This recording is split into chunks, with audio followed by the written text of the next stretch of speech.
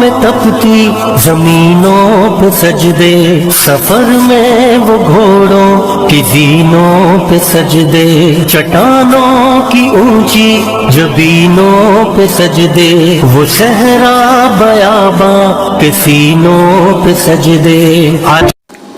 السلام علیکم، میں ضمیر احمد انصاری اور آپ دیکھ رہے ہیں زیڈ نیوز۔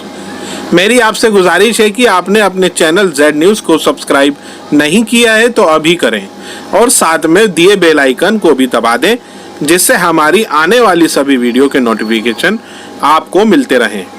شکریہ۔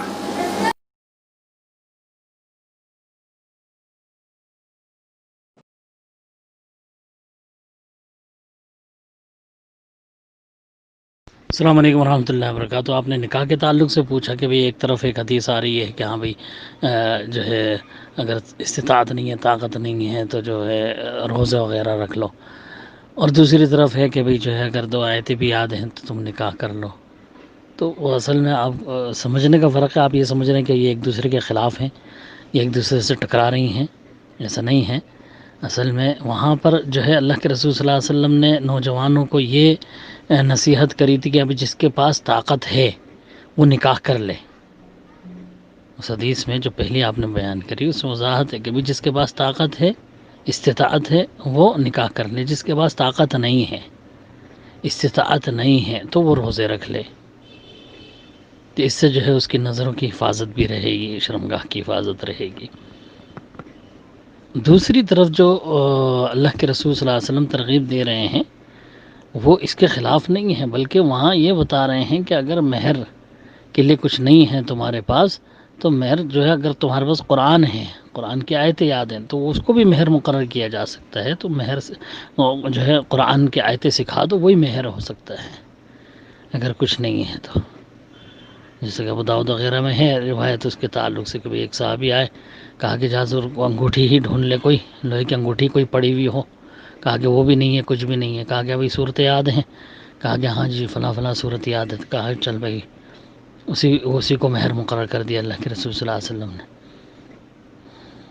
تو استطاعت ہے ان کے پاس، اسی لیے اللہ کے رسول صلی اللہ علیہ وسلم نے نکاح کر دیا، اور نکاح کرنے کے بعد جو ہے اللہ رب العالمین عورت کے نصیب سے بھی برکت دیتا ہے۔ جو تیسری حدیث آپ نے پیش کری اس میں یہی ہے، وضاحت ہے کہ ایک صحابی آئے، اللہ کے رسول تنگی ہے، اللہ کے رسول نے نکاح کر لو، حکم دیا اس کو۔ پھر آئے، پھر پوچھا، کہا کہ نہیں ابھی تنگی ہے، کہا کہ نکاح کر لو۔ آخر کار پھر جو ہے اللہ تعالیٰ نے برکت دے دی۔ تو عورت کے نصیب سے جو ہے اللہ رب العالمین عنایت بھی کرتا ہے، فراخی آ جاتی ہے، نکاح کرنے سے تنگی ختم ہوتی ہے۔ تو یہ بھی اس کے خلاف نہیں ہے، اس سے یہ نہیں لینا چاہیے کہ ہاں بھی مالدار نہیں تھا، جو ہے پریشان تھا، پھر بھی نکاح کرنے کا حکم دیا اللہ کے رسول نے۔ نہیں، وہ استطاعت کہ بھئی جو ہے نکاح کسی بھی طرح کر ہی نہیں سکتا، کوئی ہے ہی نہیں وسائل، لڑکی نہیں مل رہی، کوئی کفو اس کو نہیں مل رہا، برابری والے نہیں مل رہے، یا کوئی لڑکی بھی تیار نہیں ہے، یا ایسا کچھ بھی نہیں ہے کہ جس سے جو ہے کم سے کم مہر دینے کے لیے کچھ ہو اس کے پاس۔ لیکن جب ہے تھوڑی بہت بھی گنجائش ہے تو وہ نکاح کر لے، اس کی ترغیب دی اللہ کے رسول صلی اللہ علیہ وسلم نے۔ اللہ برکت دینے والا ہے۔ ان کو ایک دوسرے سے ٹکرا کے نہیں دیکھنا چاہیے نہ حدیث کو، بلکہ یہ دیکھنا چاہیے کہ بھئی اس کو مفہوم کیا ہے۔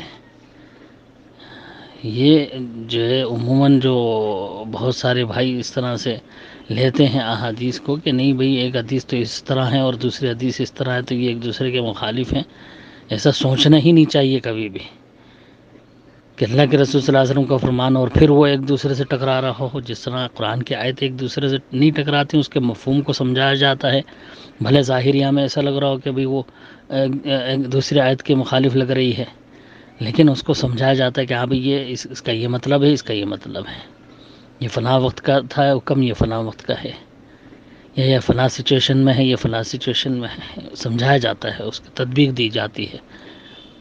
بالکل اسی طرح رسول اللہ صلی اللہ علیہ وسلم کی حدیثوں کو بھی سمجھنا چاہیے، نہ کہ ایک دوسرے کے مخالف سمجھ کر کے اس کو جاننا چاہیے۔ تو کوئی بھی اگر کسی کے پاس تھوڑی بھی طاقت ہے تو وہ نکاح کر لے، یہاں تک کہ اگر قرآنی آیتیں اس کو یاد ہیں تو اس کو بھی مہر مقرر کر سکتا ہے، اور ایک نکاح سے جو ہے برکت نہیں ہو رہی گھر میں یا تنگی ہے تو دوسرا نکاح کر لے، اللہ تعالیٰ اس سے بھی برکت دے دیتا ہے۔